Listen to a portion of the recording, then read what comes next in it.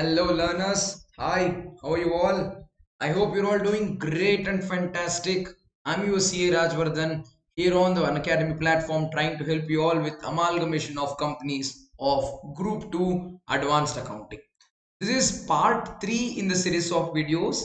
The part 1 we've discussed introduction, and in the part 2 we've discussed purchase consideration. And as I had mentioned in the previous videos, in this video part 3 we are going to discuss the accounting entries that needs to be passed in the process of amalgamation. So before I go any further ahead, as we usually do in our regular classes, let's quickly revise what we've discussed so far in the class and only then go forward to the next part. So in the past, what we've discussed is amalgamation. Weightage of the chapter is 33 to 38%, and how many marks has it come in the past? That's roughly about 15 to 20 marks. And what can you expect from this chapter? You can expect questions on how to identify what type of amalgamation is it, the difference between each type of amalgamation, and the differences and how to determine the same, and computing of purchase consideration under various methods, accounting entries for the same, ledger accounts for the same in the books of transferor, transferee, and balance sheet after amalgamation is the questions that can be asked from this chapter. Going ahead, we were discussing what is amalgamation. Para 3A of Accounting Standard 14 doesn't define amalgamation, but it says that it is what is mentioned in Companies Act 2013. But we figured out that Companies Act 2013, Companies Act 1986, as well as Income Tax Act doesn't usually define the word amalgamation, but the reference to the word merger is given, the explanation to the word merger is given. We discussed this, and after this, we went on to understand difference between amalgamation, which is like Vodafone and India idea coming together, and then absorption, that is like the acquisition of Hutch by Vodafone, or Flipkart taking over Mintra and Jabong. And we discussed external reconstruction. The example was UTI Bank getting transformed into Axis Bank, and we discussed meanings of each of the cases: amalgamation, absorption, and external reconstruction. After which we discussed what companies are involved in the process of amalgamation, absorption, and external reconstruction. Number of companies involved, and in the case of amalgamation, there is minimum 2 companies, and minimum 3 in absorption, minimum 2, and external reconstruction, only 2 companies will be involved.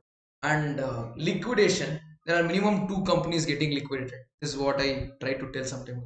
Minimum 2 companies will be liquidated in the case of amalgamation. Minimum 1 company will be liquidated on absorption, and only 1 company will be liquidated in external reconstruction.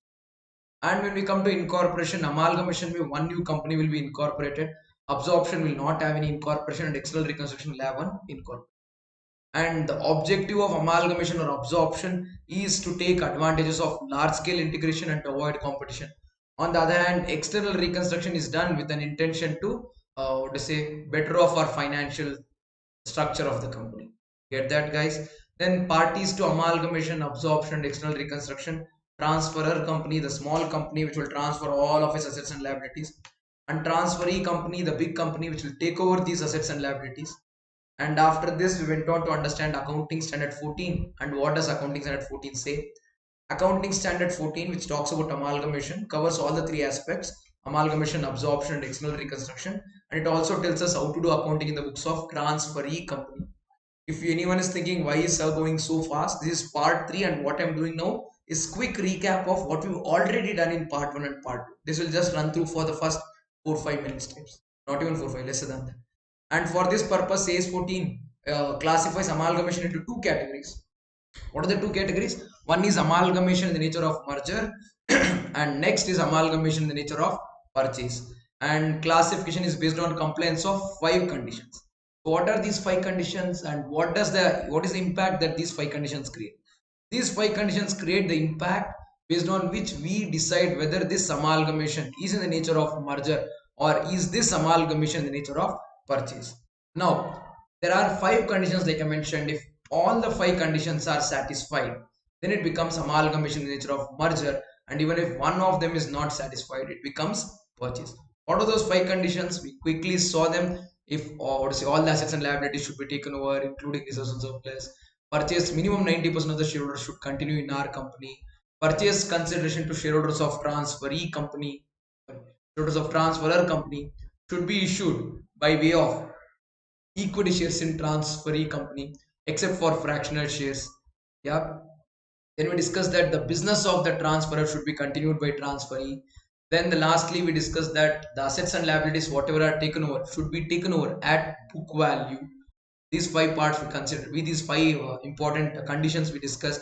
And then we went on to see that if it is amalgamation in the nature of merger, we would be basically accounting under pooling of interest method. And if it is amalgamation in the nature of purchase, we'll be doing purchase method of account. And accounting for transferee company is mentioned in law, is mentioned in standard, but accounting in the books of transferor company is not at all referred to or mentioned in the standard. So AS 14 says I don't know. So what do we do? That is the case in which we basically go and then learn it or do it as per GAAP, generally accepted accounting principle. As per generally accepted accounting principles, we follow dissolution, liquidation, or realization approach. I hope you're all aware of this. Then that was the first part. In the second part, we discuss what is purchase consideration. Something in return given to our equity shareholders and preference shareholders, because the transferor company will involve both equity and preference shareholders along with debenture holders. To all of them, the transferee company will issue equity shares, preference shares, and debentures in transferee company, and it can also give cash or check. Same can be given to preference shareholders as well as our debentures. So whenever all of this is given, it doesn't matter as to what is it given. All that matters is to whom is it given. Whatever is given to our preference shareholders and equity shareholders, no matter what form it is in, that forms part of PC. We discussed this, then we went on to discuss the computation of purchase consideration, which can be made in four methods. First one, lump sum method, wherein the lump sum amount of PC is mentioned to us in the question. And the second method, wherein the payment details, what are the forms in which the payments are made by transferee to transferor will be given. We sum them up to identify the PC under payment method. Then we add something called as net asset method, under which we basically discuss that the entire purchase consideration is computed by taking the total assets of the transferor at agreed value less the liabilities at agreed value. That gives us a net assets, and based on this we determine whether to pay more than that, little less than that. That's how we determine our PC. And lastly we discuss one last method, that is intrinsic value method or balance sheet value method, wherein we take the assets at realizable value less liabilities at realizable value for the transferor company, and assets at realizable value less liabilities at realizable value for transferee company as well. For both the companies, when we find these, we'll identify the exchange ratio, which will help us understand how many shares in transferee company are to be given to how many shares of transferor company, and this exchange ratio will be helping us determine the purchase consideration, and that is intrinsic value method. So we understood all these four methods, and we went on to see as to how to deal with difference between NATO and PC. NATO is what we get, that is the assets and liabilities net that we're getting from the transferor, and then PC is what we are giving to our transferor. So what we give and what we get, if it doesn't match, that difference will either lead to profit or loss, capital profit or capital loss. If in case we pay more, such extra money that we pay is capital loss and it will be goodwill. If in case we receive more and pay less, that is profit, and such profit will be transferred to capital reserve. So this is what we had discussed in the past, and now we need to go down and then start our discussion for accounting entries. Before I do which, I would all want you to know regarding the new batch that's coming up on the Unacademy platform from the team of Yashas Academy. The batch name is Excel with Yashas. It's going to be comprehensive English batch for May 2023 examinations, and this is a group 1 batch. Very soon, once this batch is done, around the month of November, we will be launching a group 2 batch also for May 2023 examination. I know that all of you people are writing this examination in the month of November, but you have a good number of juniors who are basically looking up to you for suggestion. You can recommend and suggest them to join our Yashas team and Excel with Yashas batch on the Unacademy platform to make their CA intermediate journey into CA final journey. Yeah, we promised you comprehensive batch and completely in English learning. Yeah, this batch started on 18th of August 2022. The batch was started by in the batch basically the law paper will be handled by Karthika sir, and Mayur sir, Ravikant sir, and me, CA Rajavardhan. All three of us together will be handling your paper of accounting, group 1 accounting. Ravikant sir will be handling the accounting standard part, and the rest of the part will be shared between me and Mayur sir. And Vijay Raja sir will be handling your taxation paper, and Dhananjay sir will be handling your costing paper. And The batch schedule is like this. Vijay Raja sir started tax on 18th of August and Karthikaya sir will be handling law in the month of October. Mayur sir's classes already started on 27th of August and Ravikant sir's accounting senates again started on 20th of August and Dhananjay Bhave sir started costing on 3rd of September. I'll be starting my part of accounting in the month of. You might say that you're late for this batch. Definitely not. The greatest advantage of Unacademy, along with the live interactive classes, you will have unlimited access to all the recorded classes of the batch that has happened till date. Using which you can watch all the past classes and also download the PDF, and you can watch it any number of times at any speed that you want till the time you learn it right.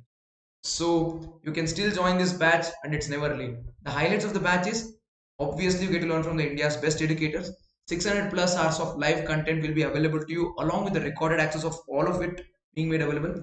The revision and practice sessions will happen at regular intervals. Structured course PDFs will be made available.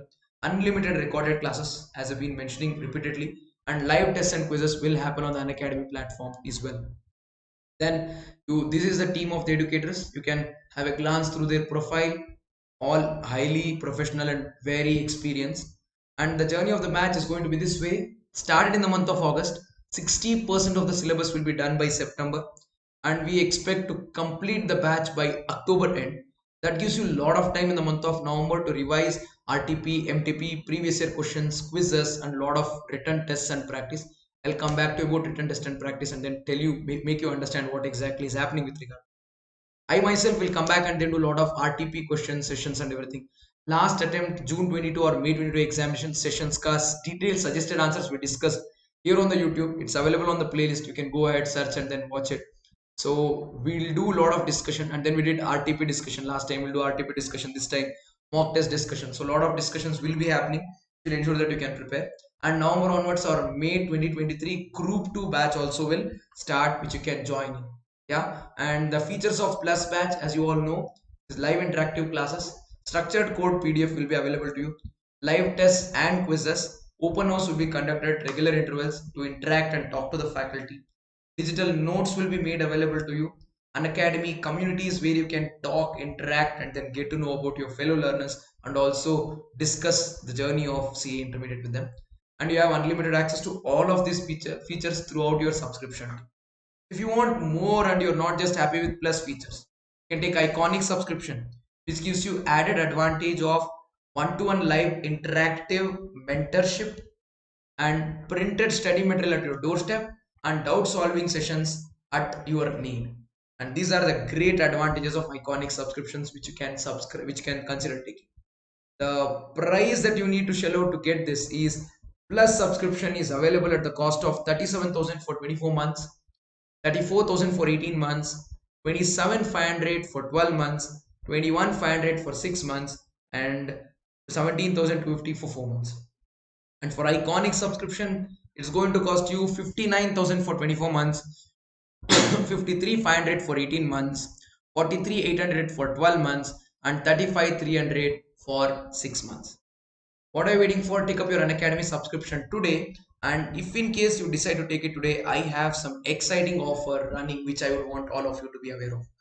There is 20% discount running right now, to avail which you would have to use the code YESHAS, which is YESHAS, using which whatever the prices that I showed to you right now on the screen, you would get 20% off on those prices what I showed to you on the screen.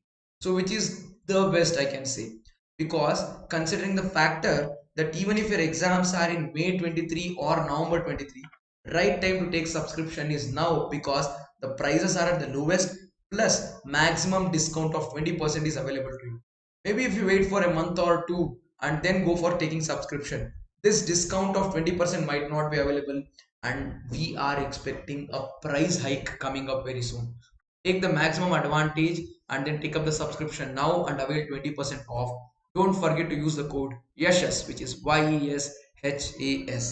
And mentioning about the new test series that has been started to ensure that you can test where do you stand is evaluated test series, wherein all you need to do is take up this test, and then this is available on based on the marks. There are like certain tests for 30 marks, 60 marks, 100 marks, unit wise, chapter wise, 30% of the syllabus, 50% of the syllabus, based on your level of preparation.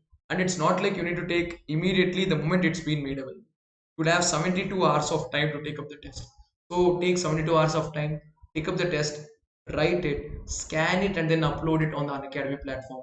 It will be corrected within 7 days, and the answers, suggested answers for that question with a detailed working note will be made available to you, alongside which you will also be given feedback as to what are the areas where you are lagging behind and what are the areas where you can improve yourself to become better and then do well in your upcoming CA intermediate examinations. You guys get that? That's something noteworthy, and that's something that's available, that's something that you can take maximum benefit and advantage of. So what are you waiting for? Take up the subscription today, take up evaluated test series, attend all the classes, do RTP revision, do MTP revision, do all that's required. But don't stay in CA intermediate anymore. Finish off your CA intermediate and move on to CA final. That is the primary intention with which we're doing all of this. Now, chalo, let's get going. We'll go back to our accounting entries in the books of transfer. Let me take a small sip of water and then get started.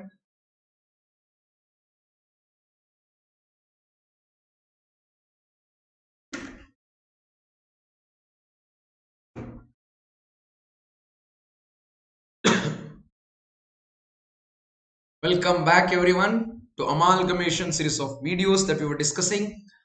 In the previous video we did till purchase consideration, and I told you that in this video we'll start with our accounting entries.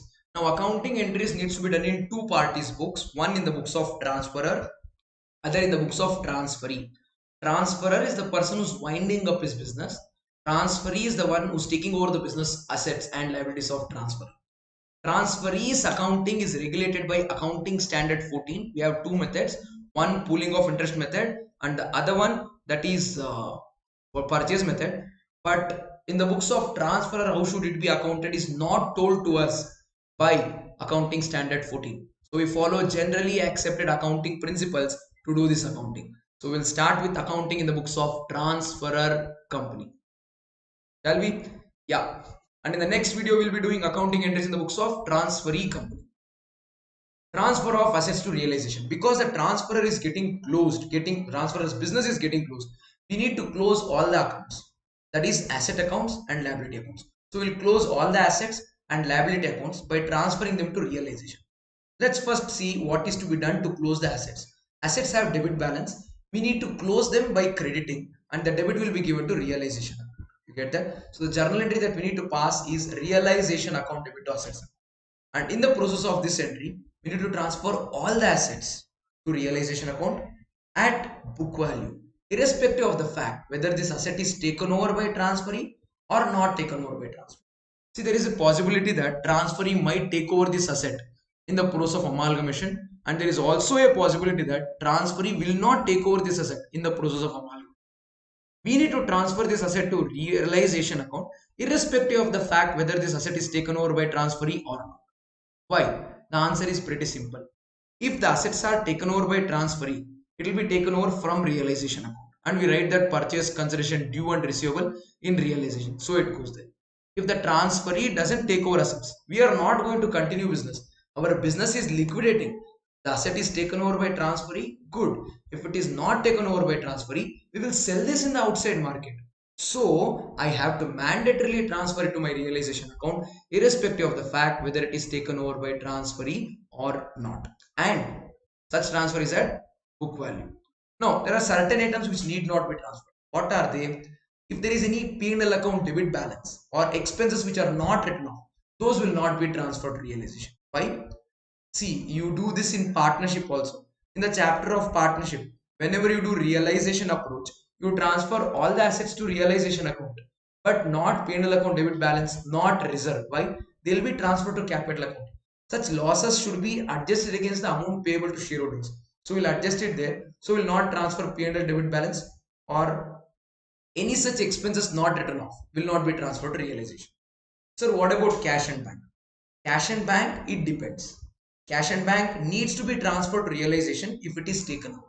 If it is not taken over by the transferee, and the transferor keeps this cash with them to settle some liabilities which are not taken over by transferee, or settle the purchase consideration payable to shareholders of transferor, in that case will not transfer cash to realization.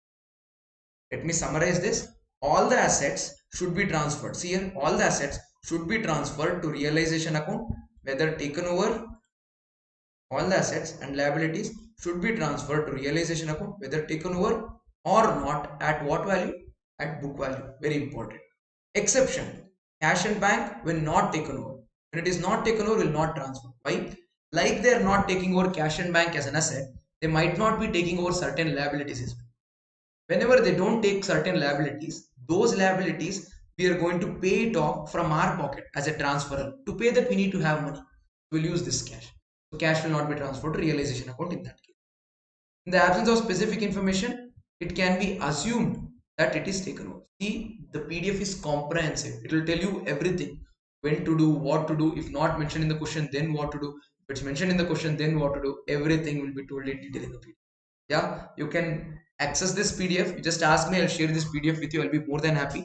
In fact, in the past videos when we did marathon revision for last attempt also, I shared a similar PDF with you all. So my name is CA Rajavardhan and I'm available across the platform. You can just search for me and then find me, ping me. I'll share this file. You can search for accounts man as a word and you'll find me. Yeah, got that, guys. Then I also mentioned to fictitious assets, accumulated losses are not transferred to realization account. Instead, they're transferred to shareholders account. And the journal entry, like I mentioned, will be realization account debit to assets account. Realization account will be debited and the credit will be given to assets account. Now all the assets are transferred. Similarly, we need to transfer all the liabilities to realization account. So again, when we transfer liabilities, what is happening here? Oh yeah, before that, one more thing. Agreed value is never considered. Remember that. This is a very important point.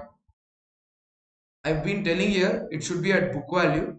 When I say book value, I mean that it should not be transferred at agreed value. Agreed value is never considered.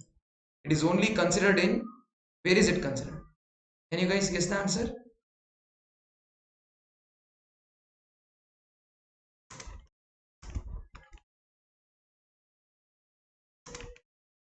Computation of net assets taken over. Yeah, in the books of transferee, when we compute net assets taken over, only then you will consider the agreed value. Till then, you will never ever touch agreed value. You will not consider agreed value. It's always at book value. It's always at book value. So this is the first entry. I'll give you a 10-second small ether if you would want to take down this or take a screenshot.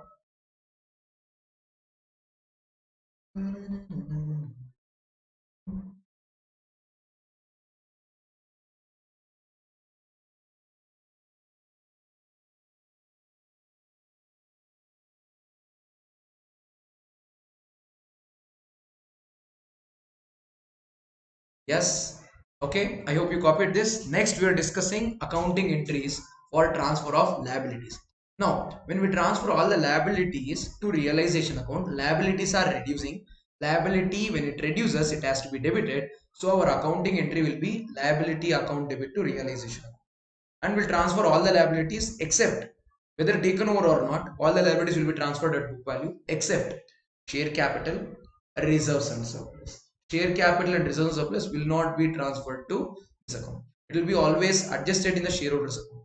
We'll open one account called shareholders account to which we'll transfer all the share capital and all the reserves, including that negative reserves, debit balance not written off, all that. Yeah, see here, all the liabilities, external, all outsider liabilities, that is external liabilities, should be transferred to realization account at what value? At book value.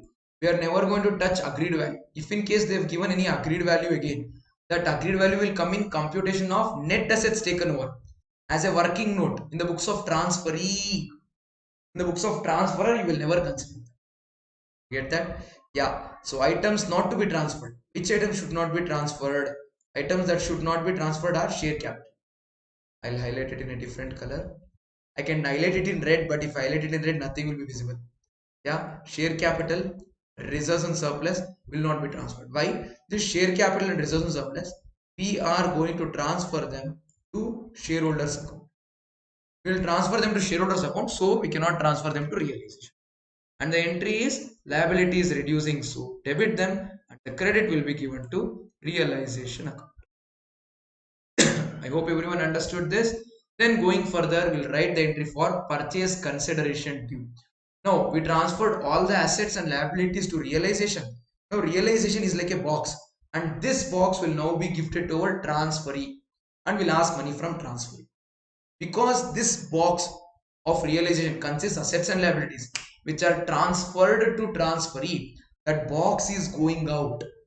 So that box will be credited. That box is realization. And because we gave that box, transferee is under an obligation to give us money. I am transferor. Transferee is under an obligation to give me money. So he's supposed to give me money because I am supposed to receive money.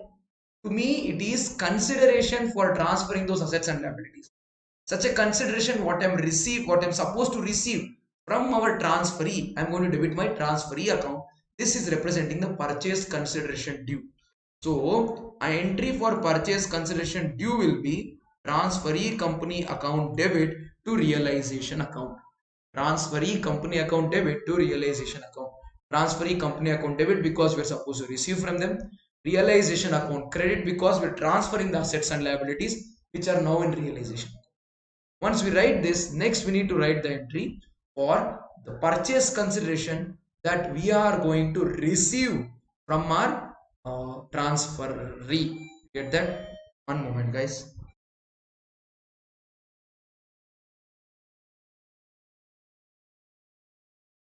Sorry, guys, a small interruption. I had to run to open the door. Great, I'm back. So as I'm back, let's continue. So we're discussing the recording purchase consideration due. Once the purchase consideration is due and later when we receive purchase consideration, as a transferor company, I receive purchase consideration from transferee in various forms. I can receive it in the form of cash, I can receive it in the form of check, I can receive it in the form of debentures of transferee company, by way of equity shares in transferee company, by way of preference shares in transferee company, or much more.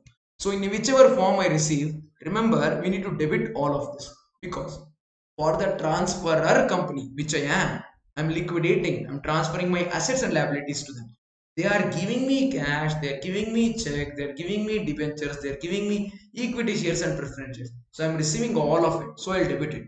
What would be the credit aspect? I would credit my transferee company. If you remember, here we have debited transferee company when the PC is due, because we are supposed to collect money from transferee. Now when the transferee gives me money, it is no more a receivable. Because it was receivable, I debited transferee company. It won't be receivable anymore because I would have received money, and for this reason I would be crediting transferee company account and debiting PC in any form that I receive. Let's go ahead, see the entry.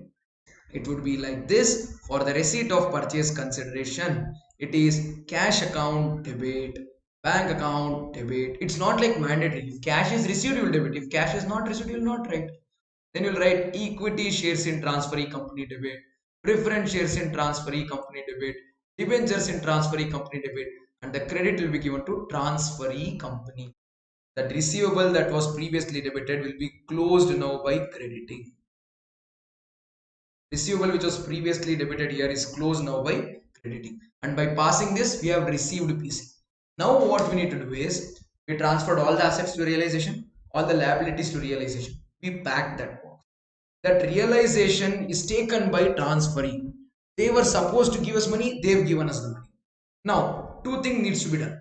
When transferee took that box, he threw some items out of that box and then he took, meaning some assets are not taken over by transferee, some liabilities might not be taken over by transferee. So we need to account for those assets and liabilities of transferor which are already transferred to realization but not taken over by transferee. Let me repeat. We need to account for assets and liabilities which are transferred to realization but not taken over by transferee. As transferor, I need to sell these assets, collect the money, and settle my liabilities by paying the money. We repeat, I need to sell these assets, collect the money, and pay this money and settle my liabilities.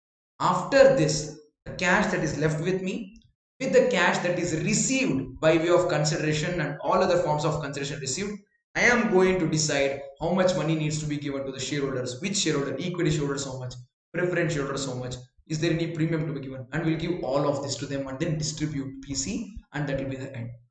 And in this process of collecting money, selling assets, settling liabilities, we might incur some liquidation expenses.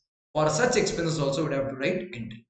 And on the whole of this, we might end up paying more money to our shareholders or sometimes less money. If you pay more money to our shareholders, it is realization profit. If we don't have enough money to pay our shareholders, we pay them lesser than what is belonging to them by way of capital with reserves. Such is realization loss. Great. Chalo, let's see. Now the entry is for assets not taken over. Whenever assets are not taken over and we sell it, what is the entry? Usually you say for the sale of assets, the entry will be bank account debit to assets. But here we are not going to write bank to assets. We are going to write bank to realization. Why? The asset account is no longer in existence. The asset account is already closed by transfer to realization. Let me repeat. Asset account is already closed by transfer to realization. So we'll no more create asset. Instead of crediting asset, we'll credit realization account, and the journal entry for sale of assets will be bank account debit to realization. This bank to realization entry, whatever we have here, this bank account debit to realization account entry needs to be passed at selling price. We will pass this journal entry at selling price. We are not going to account for cost price of assets sold, selling price of assets sold, profit or loss on sale of the asset. Not going to consider on. Why? We have transferred the asset at cost to realization or book value to realization. We'll put the sale consideration to realization account.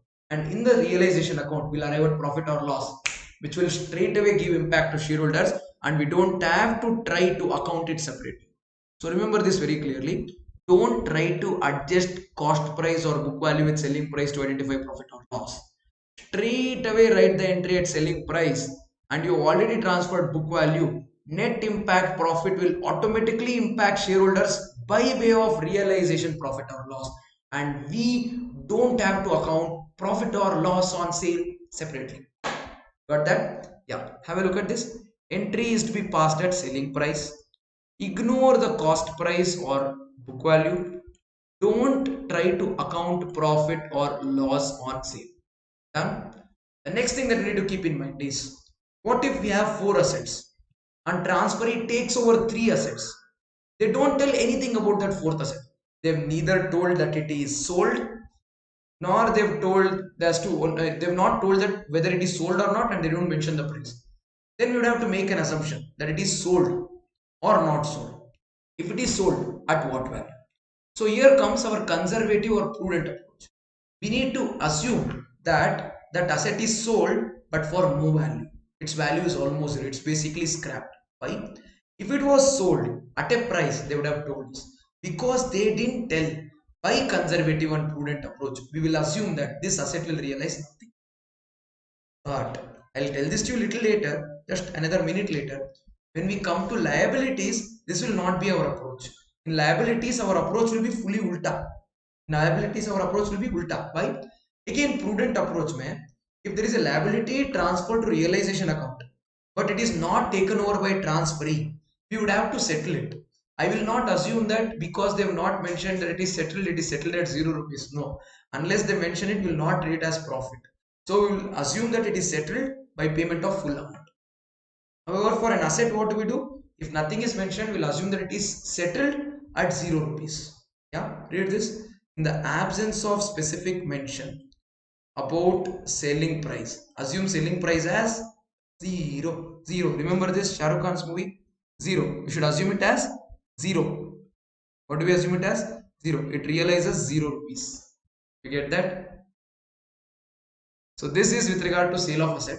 Now let's see settling liabilities. If there are liabilities transferred to realization which are not taken over by transferee, we need to settle this liability by payment. When we pay, bank account has to be credited, and we usually debit liability account. So journal entry for payment is liability to bank. But in this case, we will not be writing liability to bank. Why? Pretty simple reason. Liability account is no longer in existence for us to debit. We don't have liability account any longer to debit it. We've already closed liability account by transfer to realization. So we will now have to write realization account debit to bank. And when we write this entry needs to be written at settlement value. We'll write this entry at settlement value. We are not going to write the settlement value and then the book value of the liability, adjust them to identify the profit on settlement, loss on settlement. Don't worry. Irrespective of what was the book value of the liability, this entry will be always written. This entry meaning realization account debit to bank account entry will always be written at the settlement value. Get that? See, entry to be made for settlement value. Ignore book value of the liability. Don't try to separately account profit or loss on settlement of liability. Why? That profit or loss will straight away impact realization profit or loss, which in turn goes down to our shareholders account directly. We don't have to account this separately. And if nothing is mentioned, by way of prudence, we'll assume that this entire liability is settled at book value. See, in the absence of specific mention about the payment, assume it to be settled at what value? Book value. There you have it.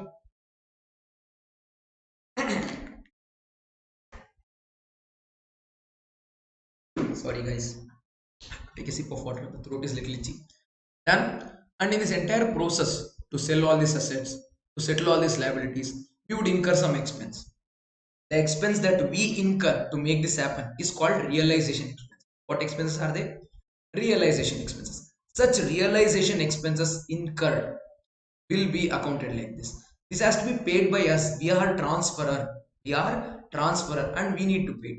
If I pay, usually journal entry for expenses, expense to cash, expense to bank. Here we cannot write any expense separately.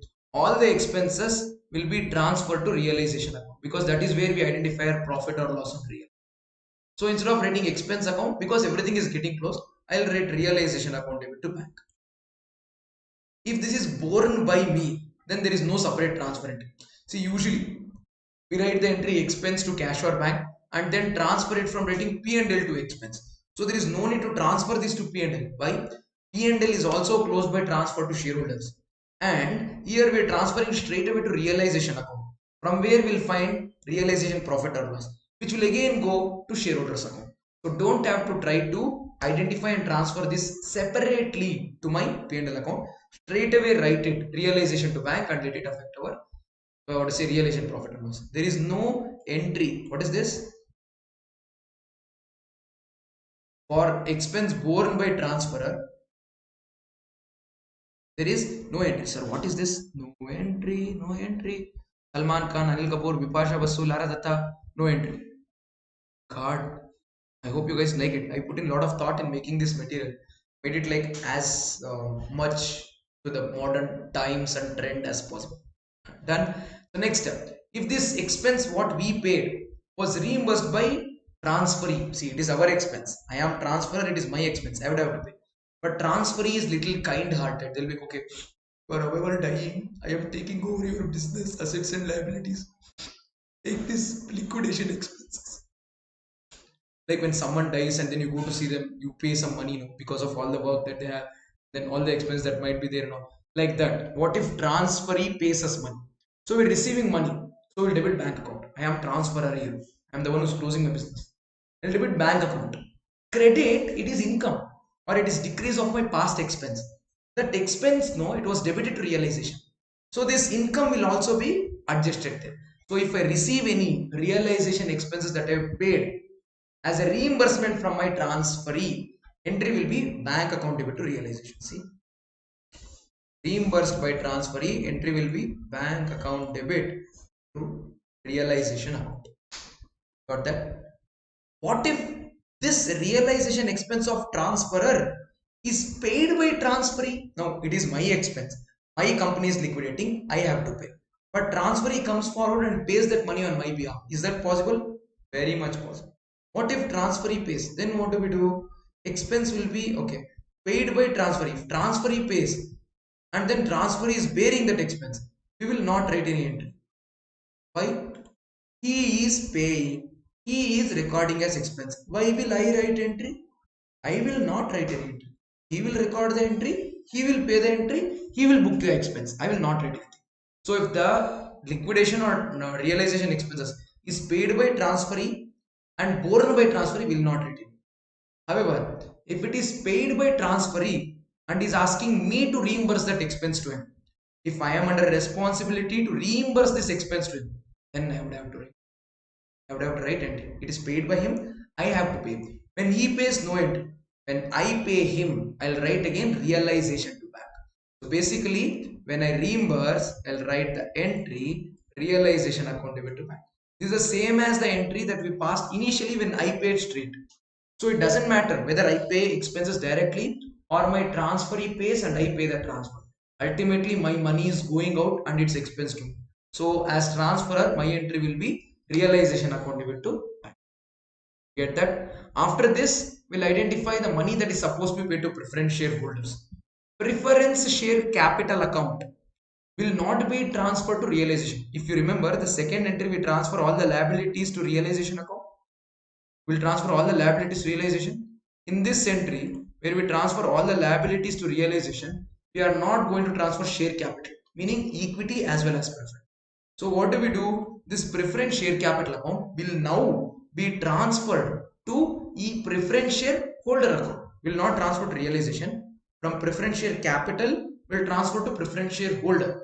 Preference share capital is decreasing, so we will debit preference share capital account. Preference share holder is a liability increasing, so we will credit preference share holder account. So my entry will be preference share capital to preference share holder. But this entry will not be at book value. I'll show it to you on the next. Purchase consideration payable to preference shareholders. So what will I write? My preference share capital account I'll debit, preference share holder account I'll credit. This preference share capital account what I've debited, this will be at nominal value. But this preference share holder account what I'm crediting, this will be at PC amount that I'm supposed to pay to them by way of the exchange ratio or whatever. This nominal value on PC need not be same. Sometimes we might have to pay more than nominal value. If we pay more than nominal value, that is what we call as premium. Premium on basically redemption. This premium on redemption is expense on liquidation, you will debit to realization. Any expenses will be debited to realization. It doesn't matter what expense it is. Expenses debit to realization. So what will we write? We'll write preferential capital account debit, realization account debit to preferential capital. However, if you're paying less, nominal value is 1 lakh, but we're giving them only 90,000 worth shares in the new company. So what are we doing? We are discounting them. So I'll write here next discount. So if there is any discount on this settlement, such a discount is income and such discount will be credited to realization account. If you're paying more than the nominal value, such an amount is loss and it will be debited to realization. So basically any profit or loss will debit it or credit it to realization account. Amount payable to preference share capital, amount payable to preference shareholder credit. Preference share capital is decreasing. That's the entry. Then payment to preference holders. You can pay them by giving them equity shares, preference shares, debentures, cash or whatever. Because you are giving them this payable of preference shareholders account, whatever you credited here, has to be nullified. So we will debit it. Get that? So I'll debit my preference shareholder account and whatever we give them will credit. X% preference shares in transferee company, equity shares in transferee company, debentures in transferee company, cash or bank, everything will be credited. If in case there is any premium also no on this premium on these shares given equity share preference, we are not going to account it. Why? Such premium on issue is for transferee company, it is premium, not for transferor. See, a share of rupees 100, if transferee company gives to it at an issue price of 120, we will write the entry at 120. We will not try to account that premium separately. Why? For us it is investment. For us it is not share capital. For transferee it is share. When transferee books the entry, transferee will write 100 rupees to nominal, 100 rupees nominal value to share capital, 20 rupees excess money to premium. Transferee will write, not us. That we'll discuss in the next part of the video. So in this third part, we're discussing accounting entries in the books of transferor.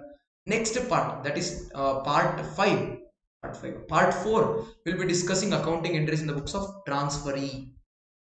Got that, guys? So for the payment of purchase consideration to preference shareholders, we'll debit preference shareholder account and then credit all forms of PC that we give them. Preference shares in transferee company, equity shares in transferee company, debentures in transferee company, checks as well as cash.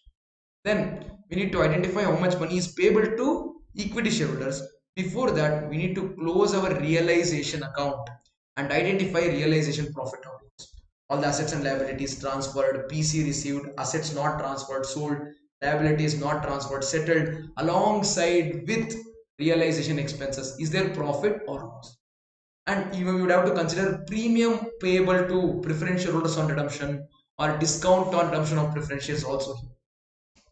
Once we consider all of this, if there is realization profit, that will be credited to equity shareholder account because it will increase the money that we should pay them.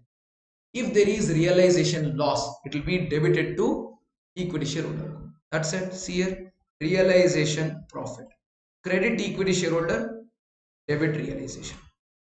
If it is realization loss, debit equity shareholder and credit realization account. This is the closing entry of our realization.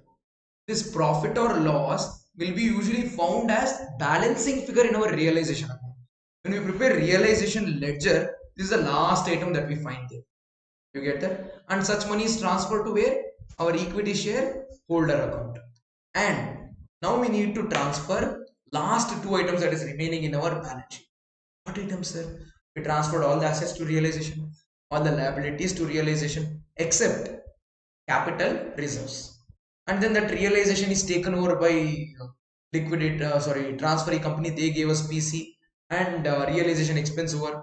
We closed realization account also. But capital what was not transferred to realization, preference share capital we transferred to preference shareholders, gave them PC, closed that account also. But there is still equity share capital account and remaining reserves pending. That equity share capital account and the reserves what is remaining will now be transferred to equity shareholder account. So what items will go to equity shareholder account? Equity share capital, reserves and surplus, realization profit or loss. All the three will be transferred to our equity shareholder. We've already done transfer of realization profit or loss. So now in the next entry we'll transfer share capital and reserves. Have a look. Transfer of equity share capital and reserves including accumulated losses to equity shareholders. Share capital will have debit balance. To close it we need to, share capital will have credit balance. To close it we need to debit it. Reserves also will have credit balance. To close it we need to debit it. And we will give credit to equity shareholders. This much money should belong to equity. If in case there is any accumulated loss, this will have debit balance. To close this we need to credit it. So we will basically credit such accumulated losses and transfer it to equity shareholders. Now we have in our equity shareholders account entire money that is payable to them. We received PC in the form of shares, debentures, cash and all. Part of it is given to preference shareholders. So after giving to preference shareholders, whatever is remaining, all that should be distributed between equity shareholders. So finally, in the PC receipt entry, we had debited equity shares in transferee, preference shares in transferee, debentures, cash, bank. All that will be credited here because we are settling. See, 2x% preference share capital, 2 equity share in transferring, 2x% debentures, to cash and bank, and will finally debit equity shareholders. Why are we debiting equity shareholders? In the previous entry, we have written the payable to equity shareholders. Now we are paying it. So there we had credited, now we are debiting. Here it is payable, here it is paid. And this is the closing entry. Once you write this entry, there would be nothing left in the books of transferor. Transferor stands liquidated. Got that? One point that I told previously when accounting for preference shares, but I'll tell once again because it's important, is when you give this equity shares, preference shares, debentures to shareholders of transferor company, if these shares include premium, we don't care. Don't try to write security premium account. Write the entire issue price. A share of rupees 100 issued by transferee to transferor at 120. We'll receive it at 120. We'll give it to shareholder at 120. 20 rupees premium, 100 rupees nominal value, separation will not be made in the books of transferor. It is premium for transferee and premium will be booked in the books of transferee only and not in the books of transfer. Got that? This is it, is the entry, and by this we close the entries in the books of transfer. They might further ask you to prepare ledger accounts in the books of transfer. Whatever ledger they ask, we can prepare it based on these journal entries. However, if they don't mention the ledgers and ask us to prepare necessary ledger accounts, what ledgers to prepare? See here, prepare ledger accounts, so asked in the question. If question says prepare necessary ledgers, what should we prepare? We should prepare realization account, transferee companies account, preference shareholders account, and equity shareholders account. These are the four ledgers that we prepare when they are generic and use the word necessary ledgers. Got it? Now, before I end up this video, I'll show the answers to you every solution, every entry at about like 10-15 seconds, so that we can take a screenshot if you want, or pause it and then copy. I'll just run through it, fatafat. You guys can see through. Accounting entries in the books of transferor company it is.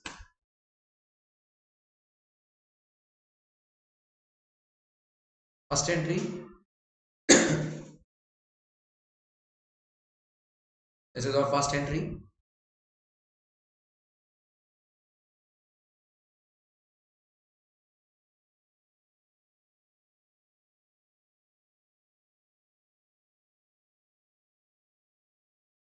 Then we have the next entry for liabilities transferred and PC due. I'm showing you two entries. Let it go.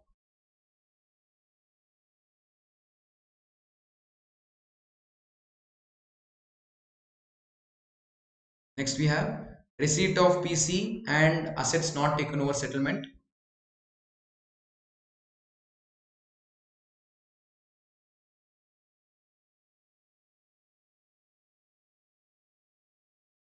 Then settlement of liability and realization expense paid by transferor.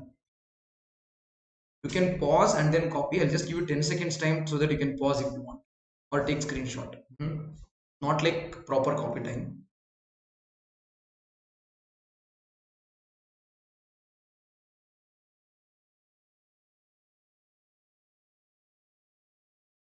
Then liquidation expense paid by transferee and purchase consideration payable to preference shareholders.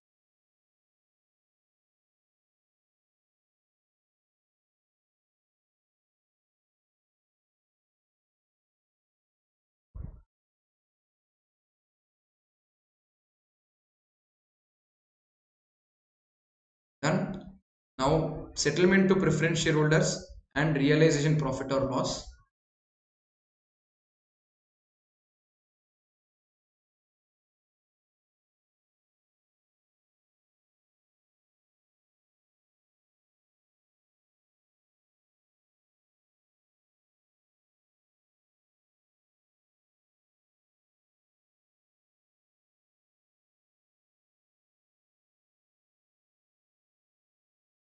Done. Last one, payable and payment to equity shareholders. Amount payable, PC payable to equity shareholders and payment to equity shareholders.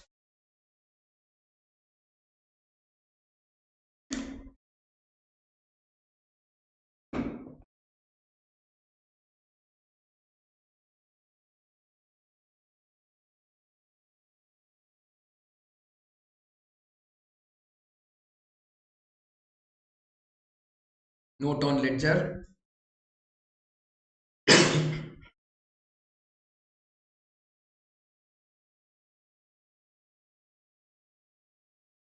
That's it. And in the next part, we'll be starting with accounting entries in the books of transferee. That's also going to be a lot fun. I've tried my best to make it as fun as possible and as interactive as possible. Thank you guys for your patient listening, and I hope I've made sense, and I hope people have understood amalgamation.